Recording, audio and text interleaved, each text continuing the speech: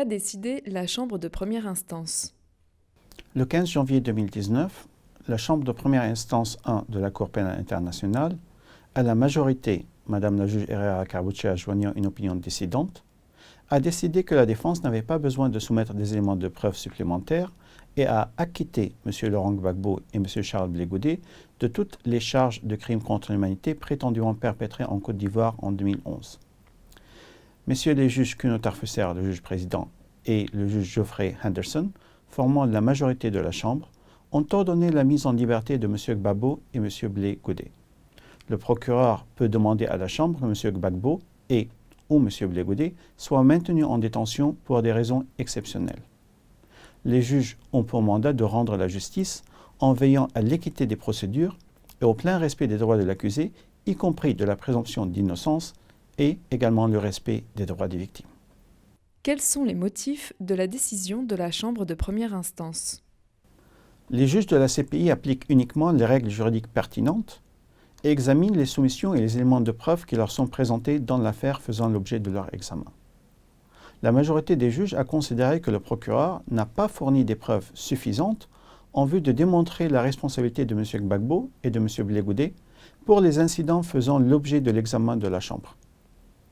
Après un examen rigoureux des éléments de preuve, la Chambre a conclu, à la majorité, que le procureur n'a pas démontré plusieurs éléments essentiels constitutifs des crimes contre l'humanité reprochés, et notamment l'existence d'un plan commun visant à maintenir M. Gbagbo au pouvoir et qui aurait compris la commission de crimes contre des civils, et l'existence d'une politique d'attaque contre la population civile et l'existence de formes de violence dont on pourrait déduire qu'il existait une politique d'attaque contre la population civile, ainsi que le fait que M. Gbagbo ou M. Blé Goudet auraient, avec intention ou connaissance, contribué à la commission des crimes ou que leur discours visait à ordonner, solliciter ou encourager ces crimes.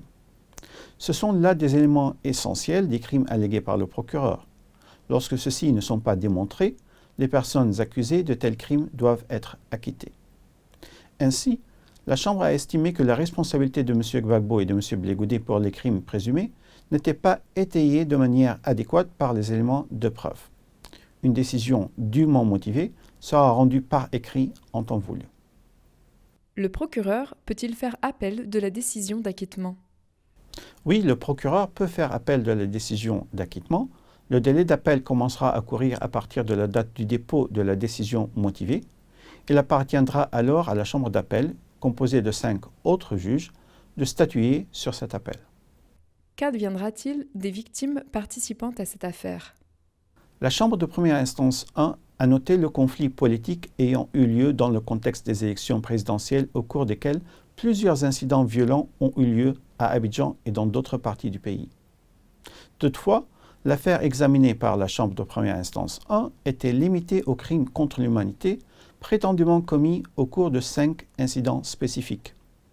Une marche au siège de la radio-télévision ivoirienne entre le 16 et le 19 décembre 2010, le 25 février à Yopougon, une manifestation de femmes à Abobo le 3 mars 2011, un bombardement d'une zone densément peuplée à Abobo le 17 mars 2011 et vers le 12 avril 2011 à Yopougon.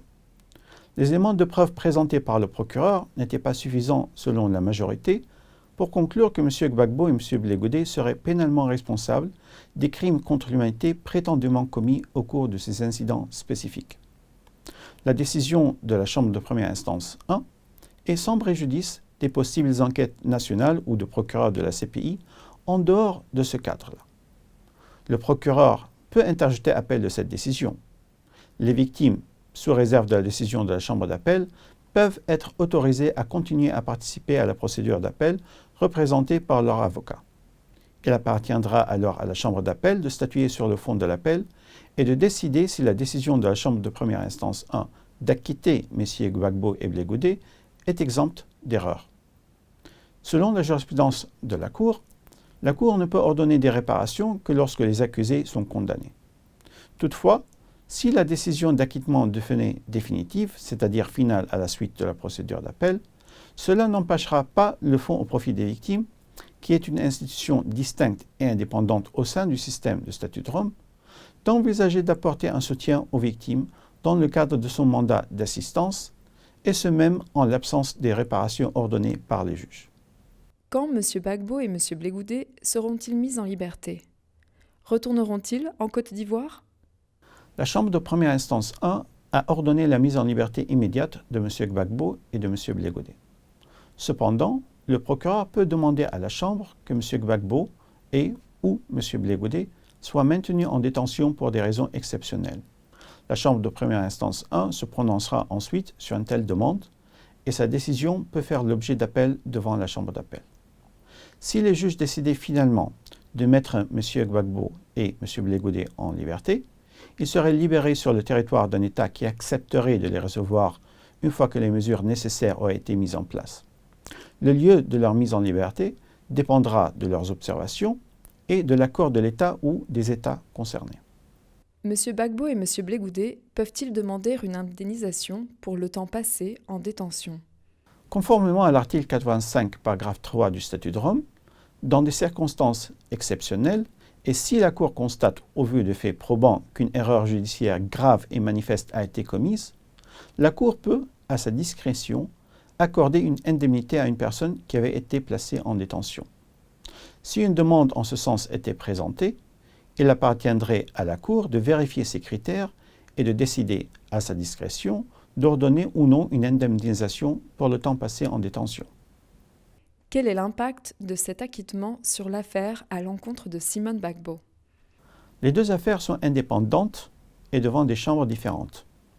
La décision de la Chambre de première instance 1 est sans préjudice de la décision d'une autre chambre.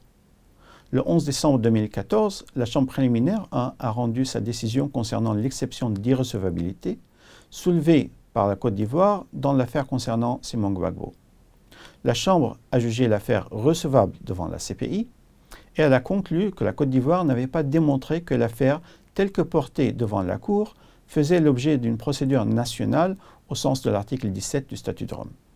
Cette décision a été confirmée par la Chambre d'appel le 27 mai 2015.